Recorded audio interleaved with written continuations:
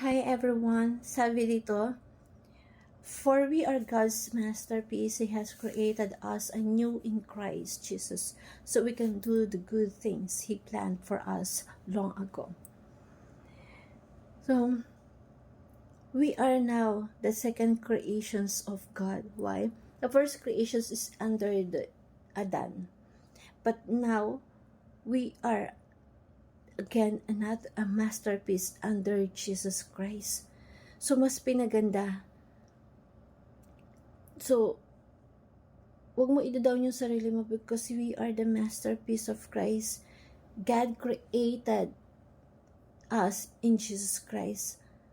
And napakaganda because now we are with God. And bakit tayo kinreate ng panibago? Because our purpose is to have a good works. So, hindi ka basta kinreate lang. Huwag mo i-down yung sarili mo because you are a masterpiece of God. Bakit? Ang bumuo sa'yo yung dugo. Yung paghihirap ni Christ sa cross. Kung bakit nabuo ka ngayon. So, dapat i-value mo yung sarili mo. Give our utmost and finest things sa mga bagay na ginagawa natin. We are created because the purpose to do good works. Now, give our utmost finest, best sa lahat ng bagay na ginagawa natin, whatever the skills that you have right now, whatever the talents that you have right now, whatever the things that you have right now, give the utmost finest of it. Value ourselves as God's masterpiece.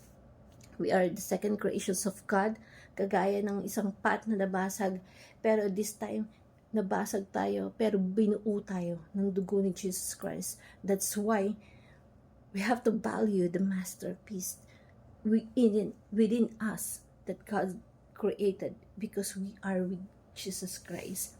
Offer ourselves as the instrument that use right now the second creations of God into something beautiful for us to do the good work.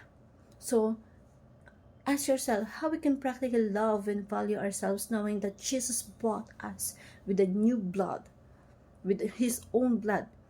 Pinagpinan niya, binuo niya tayo mula sa broken pieces into something beautiful pieces to have a new masterpiece of God through Jesus Christ's blood.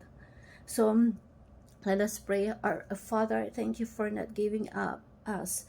You love us fullest by sending Jesus to die on the cross to redeem us, in our sins. I was broken, but you have put me together with the blood of Jesus Christ.